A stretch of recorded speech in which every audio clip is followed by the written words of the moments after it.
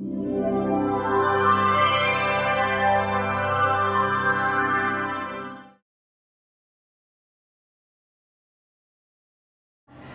yang perintah, aku mau ke Dendong, dia yang nanjak. Bayangin tuh dulu aku suruh dia naik pohon kelapa loh. Aku cerita dia lupa. Nah, jadi dia itu diperintahkan ibu sama ayah, kamu jaga adikmu ya. Pokoknya adikmu kalau dia ada apa-apa tanggung jawab kamu, katanya gitu. Akhirnya itu dia tuh bosan jaga aku. Lulus SD, SMP dia lulus SMP dia nggak mau di Palangkaraya karena bosan jaga adikku terus, katanya gitu. Dia tuh ya, kita dulu satu keluarga tuh akrab banget, nggak seperti sekarang gitu loh. Nah terus satu hari saya ini kan lambat bangunnya karena nggak dibangunin ayah saya nggak bisa bangun pagi karena ya nggak tahu ya, susah bangun gitu waktu itu, sampai ditepuk-tepukin pantat saya itu, dibangun bapak saya itu luar biasa sekali. Ayah saya itu almarhum ayah saya. Nah satu hari saya itu pengen banget bikin ramuan, kenapa? Karena saya melihat, saya perhatikan kok mereka nih kasih makanan buat bebek ya, kok sisa-sisa dari kita makan gitu. Jadi biasanya kan saya makan itu kan sampai habis nasinya. Nah sekarang saya sisihkan sedikit nasinya, saya paling suka mata sapi sama kecap. Terus saya sisain gitu. Satu hari waktu saya lihat kandang ayam, mereka saudara saya ngasih bebek itu ya, jadi sisa-sisa makanan dari dapur dikumpulin, kasih aja buat bebek. Loh aku jadi kasihan, kok makannya enak banget, makan telur, kok bebek dikasih sampah, aku bilang kayak gitu, nggak adil. Nah satu hari besok aku bertekad bangun pagi-pagi, karena kalau aku nggak bangun pagi telur tuh cuma dapat jatahnya satu. Tapi aku masak mata sapi itu telurnya itu harus panas, karena saya itu cerewet. Jadi yang aku masak 2, yang satunya aku aduk campur sama nasi, dikasih kecap, kasih ke bebek. Nah, apa yang terjadi, telurnya itu bukan tambah sedikit, tambah banyak dan tambah besar. Dan rasanya juga enak. Nah, jadi aku bisa panen bebeknya yang tadi yang bisa cuman bertelur 12, besoknya setelah dikasih treatment tadi, kan dicampur sama ramuan saya yang dari atas plafon tadi yang enak banget gitu. Dicampurin, bisa bertelur 13, bisa bertelur 14. Bebeknya itu besar-besar telurnya. Udah begitu, kenapa? Karena dalam pikiranku kok nggak adil banget ya manusia ini, sih yang jelek, yang sampah. Padahal mereka sudah memberikan yang terbaik buat kita gitu loh. Nah, terus berjalan akhirnya tanpa sadar saya semakin hari semakin sehat. Nah, kegilaan saya lagi, koleksi saya yang tidak busuk tadi, saya lomba lagi sama kakak saya yang bandel, yang naik, yang tomboy kata saya tuh. Nah jadi akhirnya kan aku udah terampil naik mangga, naik rambutan, tapi yang masih 4-5 meter aja. Kalau kakak saya yang 10-an meter ke atas, sampai dia bergoyang-goyang di pohon jambu aja, luar biasa. Nah jadi saya nggak diprotek lagi. Nah usia saya 4 tahun 7 bulan, ibu saya dipanggil Tuhan dengan cara yang menurut saya itu sangat mengenaskan gitu. Dia kena kelenjar gondok, getah bening, terus infeksi giginya. Jadi dari giginya nih, karena dia nggak sadar korek giginya, mungkin infeksi, kena gondok, kena tiroid gitu. Dan waktu itu tahun 72 nggak ada obat. Saya ingat banget namanya Dokter Tan. Dokter Tan itu sampai dari malam sampai pagi, dari pagi sampai malam lagi buka referensi buku kesehatan untuk mencari obat untuk menekan racun ibu saya.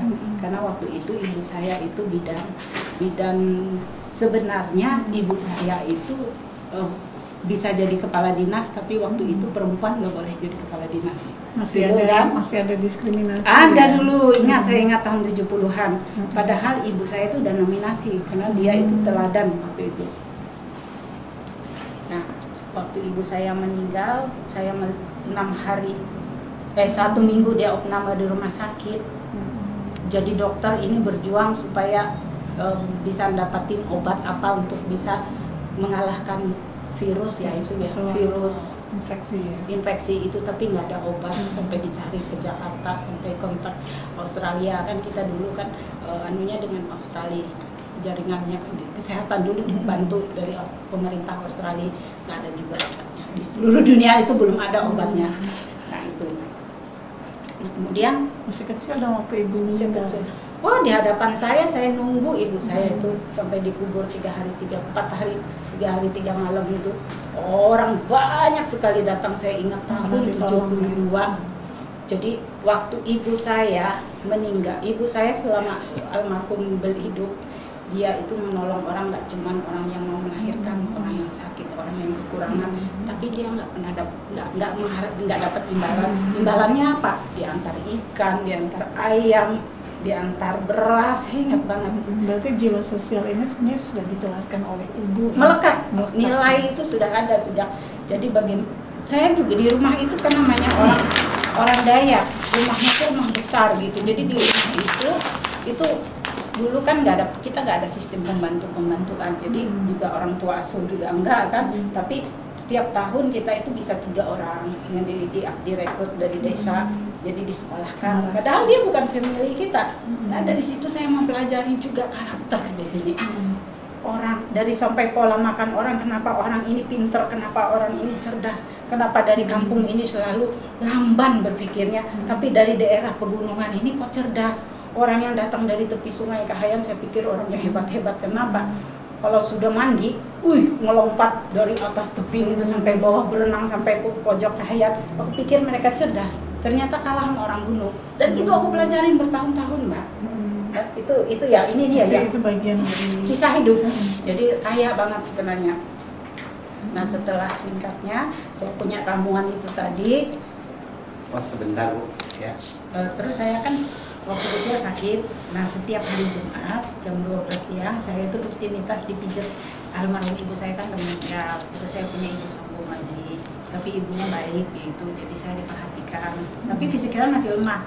Nah karena fisik saya lemah, mami saya tuh ibu saya yang baru ini, dia selalu panggil seorang nenek. Nenek itu pinter, kayak bisa bantu orang melahirkan juga. Dan tiap hari Jumat siang saya tuh dipijat, tapi sebelum pijat saya dia cari ramuan dulu. Nah karena setiap hari saya ini kan orangnya nggak pernah diam, saya ngikut nenek itu. Jadi tiap kali dia mengambil ramuan saya ngikut. Nah dia ngambil ramuan, setiap kali ngambil ramuan dia tuh bawa garam, bawa paku atau logam, digali, diambil seperlunya kebutuhan saya, akar sama daun sama batangnya, terus dia taburin sama garam, taruh lagi paku sambil mulutnya komat kamit. Saya ikutin terus 1 hari, saya tanya karena saya pikir kok saya tambah sehat gitu ya. Saya pikir nanti suatu hari saya harus bantu orang yang sakit juga, karena saya juga sudah dibantu oleh orang banyak gitu. Nah akhirnya saya tanya, nenek setiap kali ngambil ramuan, ngambil daun, batang, akar itu kok mulutnya komat kamit, bawa garam, bawa paku, bawa logam. Untuk apa sih nek? Namanya orang dulu kan dia nggak punya kosakata buat menjelaskan, jadi semuanya selalu mistik. Terus neneknya bilang cuman gini, terus nenek komat kamit mulutnya tuh ngomong apa? Oh itu ngomong gini, aku ambil bagian dari tanamanmu untuk cucu ini karena dia ini sakit. Nah ditaburin garam di itu supaya apa? Supaya setan-setannya tuh pergi, nggak ngikutin ganggu kamu lagi katanya. Tapi aku nggak percaya. Nggak percaya. Itu sampai puluhan tahun, sampai 30 tahun terus di benak saya pertanyaannya itu.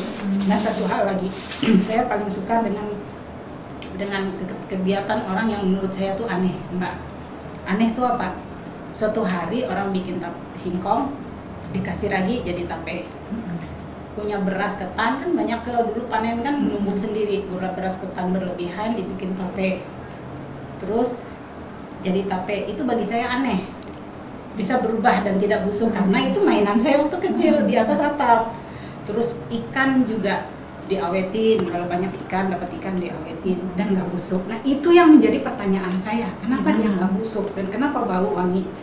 Terus akhirnya singkatnya hal-hal yang ini saya simpan, saya rekam dalam benak saya. Saya simpan, sudah saya lupakan semuanya karena saya sudah sehat. Akhirnya semuanya saya rekam semua pertanyaan-pertanyaan. Nah setelah saya dewasa dan sudah berkeluarga dan punya anak, tahun 96 Indonesia dalam keadaan krisis. 1996 mulai krisis. saya itu kan waktu kecil gaul saya itu kebanyakan gaulnya dengan orang tua. Karena apa? Karena saya itu nggak ditemani oleh teman sebaya. Karena dipingit itu Di samping dipingit penyakitan, biasanya kan kalau dulu main itu nggak seperti sekarang ngumpul-ngumpul nonton TV atau main game atau apa gitu, permainan yang sekarang yang statis aja nggak aktif.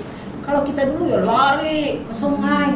Saya tuh sampai penasarannya orang lihat orang berenang, saya menjemur diri di dalam sungai. 2 kali saya nyebur di sungai. Karena saya penasaran gimana sih rasanya tenggelam, gimana sih rasanya orang mati gitu loh. Tapi saya nggak takut di dalam sungai itu, saya nggak takut. Tapi itu jadi pelajaran saya. Saya membuat ramuan itu dengan saya bikin ramuan ini nggak pakai mesin loh. Semuanya alami bergerak karena pelajaran ini itu pernah 2 kali tenggelam. Tiap tahun diajak orang tua rekreasi mengelilingi sungai Kapuas Kahayan Barito itu kan berliku-liku. Dari situ saya mempelajari semua bagaimana sistem ekosistem ini. Jadi dari alam ibu mempelajari itu. Iya. Dan itu yang sebenarnya jadi guru ya sebenarnya. Iya. Jadi laboratorium saya ini alam semesta. Nah terus tahun 96 singkatnya Indonesia dalam keadaan krisis. Banyak sekali orang-orang yang menjerit di Palangkaraya terutama pupuk langka dan mahal. Di samping langka, mahalnya nggak masalah menurut mereka. Yang penting kami masih bisa ada barang. Tapi satu hal yang paling saya tidak masuk akal, mahal, langka dan palsu. Bayangin loh pada saat krisis itu. Sampai waktu itu kan harga yang semula Rp800 dedak itu bekatul, tiba-tiba terdongkrak 2.500, kolaps. Nah itu palsu juga kan? Palsu. Itu ternyata serbuk gergaji isinya. Nah karena saya melihat begitu, timbullah kepedulian saya. Saya mulai lagi dari kelurahan ke kelurahan, dari desa ke desa, dari kota ke kota. Saya mulai lagi menggali apa yang saya buat waktu kecil. Nah, lama sih sebenarnya ilmunya kesimpan saya tuh sampai tahun 96 tuh kesimpan di gitu. Di sini saya sampai sepanjang itu belum melakukan apa-apa ya? Iya. Memang observasi aja. Gitu, saya banyak aktivitas di tempat lain, keterampilan. Saya suka baca, bikin puisi, menulis. Saya suka baca dulu. Setelah saya sehat, saya suka baca. Jadi buku-buku perpustakaan tuh nggak ada yang saya baca. Paling cepat datang ke sekolah dan paling lambat pulang karena saya harus ke perpustakaan dulu. Selesai semuanya saya baca. Padahal ilmu yang punya belum kapasitas SD. Jadi buku-buku kesehatan saya baca, antariksa saya baca, teori-teori gelombang cahaya, termasuk yang saya suka dengar radio itu saya baca gelombang-gelombangnya karena suatu saat ini pasti berguna gitu. Terus saya rekam aja semuanya. Jadi saya aktivitas yang lain, kepramukaan, kepemudaan, karang taruna, sehingga saya tanpa sadar itu banyak sekali sebenarnya prestasi gitu. Tapi saya nggak menyadari itu suatu prestasi karena saya anggap itu kesenangan gitu loh. Karena saya senang melakukannya. Jadi dukanya itu hampir kalah nutup karena senang sukanya, suka nolong, suka membuat sesuatu yang orang lain nggak bisa. Tapi prinsip saya begini Mbak, saya tidak akan memunculkan diri saya biarkanlah yang lain itu berjalan. Artinya misalnya di Magelang nih ya, lahan yang terpapar radioaktif Gunung Merapi itu ditangani dulu oleh para ahli yang ahlinya. Nah setelah mereka mentok nggak bisa, baru saya masuk. Jadi prinsip saya pada saat orang lain ngapa-ngapain, saya nggak ngapa-ngapain. Tapi pada saat orang lain nggak bisa ngapa-ngapain, baru saya ngapa-ngapain. Itu prinsip saya itu. Jadi saya tidak mau mendahului. Jadi biarkan seperti di Tanjung Pasir kan, Mbak N tahu historisnya kan. Pada saat orang lain, pada saat ilmu pengetahuan tidak bisa menjawab, baru saya turun. Jadi mainnya cantik. Jadi itu sebenarnya tujuannya adalah bagaimana menolong pada saat orang tidak bisa melakukan hal untuk memperbaiki keadaan. Iya, pada saat juga ilmu pengetahuan yang menurut orang-orang ahlinya harus begini, harus begitu, tapi tidak bisa juga menjawab, baru saya turun. Jadi alternatif ternyata bisa menolong keadaan. Jadi bagaimana membenahi satu ekosistem kembali ke asalnya. Seperti contohnya di Tanjung Pasir, karena sudah terlalu banyak sampah di situ dengan plastik yang banyak sehingga tanahnya panas. Jadi tidak